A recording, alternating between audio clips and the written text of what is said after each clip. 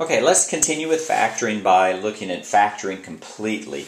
Now, factoring completely means a lot of different things depending on the context. Here we're going to try to factor into a polynomial into linear factors. So, to start with, let's look at a few preparatory problems. Let's look at factoring 2x minus 7. Now, in Algebra 1 and 2, you're taught that you can't factor 2x minus 7, and that's actually not true. You could factor a 2 out. Remember, when you factor a 2 out, you have to divide both terms by 2, and then you get x minus 7 halves. Using the same idea, if we factor 3x squared minus 5, first I'm going to factor a 3 out, and I get x squared minus 5/3. And now I have the difference of two squares, even though this isn't a square. I can factor that, and it would be x plus the square root of 5/3, x minus the square root of 5/3. And this is covered in a video called Factoring Squares.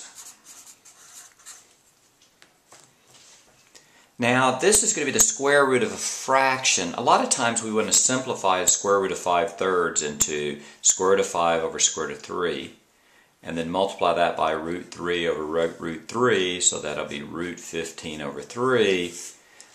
That's actually more correct, but for our purposes, this is going to be perfectly valid. Let's look at another problem like that. Let's look at 4x cubed minus 11x. The first thing I'm going to do is take a 4x out, and then that becomes x squared minus, now when I take 11x, see, I'm dividing this by a 4x, I'm dividing that by a 4x.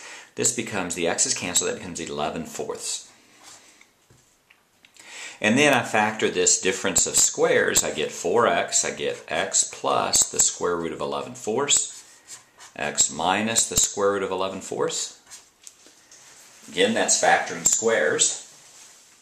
The square root of 11 over square root of 4, I'm going to go ahead and simplify that because it's pretty easy. That's x plus the square root of 11 over 2, x minus the square root of 11 over 2, 4x.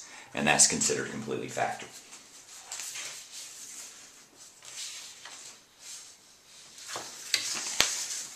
So now let's look at a couple of problems. The first problem I want to look at is 3x cubed minus 5x squared plus 18x minus 30. I'm going to group these two and group these two. Now, when you have a polynomial with 4 terms, you won't necessarily be able to factor by grouping, but with practice, factoring by grouping becomes so easy, I always try it. Here I think I take an x squared out. If I take an x squared out there, I get 3x minus 5. And then I look at 18x and 30. Now 2 goes into that, but I want to take as large a number as I can out. Actually, 6 goes into 18 and 6 goes into 30. So I'm going to take a 6 out there, and that becomes 3x minus 5. Now these two are equal, so I'm going to factor that into x squared plus 6, 3x minus 5. That's factoring by grouping. If you want to, you can see the video Factoring by Grouping if you need more help with this. And now what I'm going to do is I'm going to factor right here x squared plus 6. That's going to be the sum of squares, so that's going to be x plus root 6, x minus root 6, except since this is a positive, I have to put an I here and an I here. So this will be x plus I root 6, x minus I root 6. And if you want to know more about how to factor x squared plus 6, that's going to be found in Factoring Squares.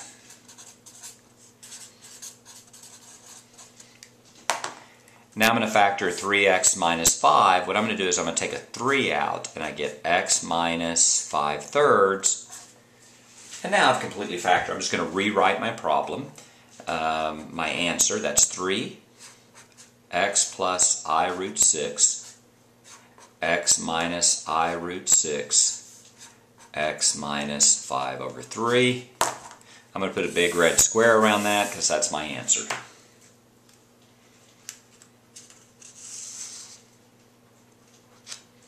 I factored by group. First I did factoring by grouping, and I get to this point here. At this point, the x squared plus 6, I'm going to factor into x plus I root 6, x minus I root 6. That's factoring squares. And here I'm just going to take a 3 out. Let's do one more problem. Here we have x4 plus 3x squared minus 28x. Minus 28. And we want to notice this. This is a particular pattern. It's a 4, x4, then x squared, and then a constant term. And there's actually a video on this called Factoring ax to the 4th plus bx plus c. And what we do is we can kind of pretend this is a squared term and this is a x term, and we get x plus, and since it's a plus and a minus, since c is negative, it'll be an x minus. You find two numbers which multiply to a negative 28 and add to a positive 3. That's going to be plus 7 and minus 4. Let's check that. Plus 7 minus 4 is plus 3. That works. Plus 7 times minus 4 minus 28. That works. However, this is x to the 4th, so we have to make that an x squared and an x squared. And it's exactly this type of factoring that's covered in Factoring ax squared plus bx plus c, if you need to review that more. Now, this is a square and this is a square, so this is going to be x plus root 7. However, since it's a positive, sum of squares, I want to have an I here. And this is going to be x minus I root 7. X squared minus 4 is going to be an x plus 2, x minus 2. And that's completely factored right there. If you notice, the degree here, the highest power is a 4, and I ended up with 4 linear terms. Here the leading term is 1, and the leading term here is 1, 2. That's going to be important later. This part is covered in Factoring ax squared plus bx plus c, and this next step is covered in the video Factoring Squares. So just review that if you need any help. And that is factoring completely.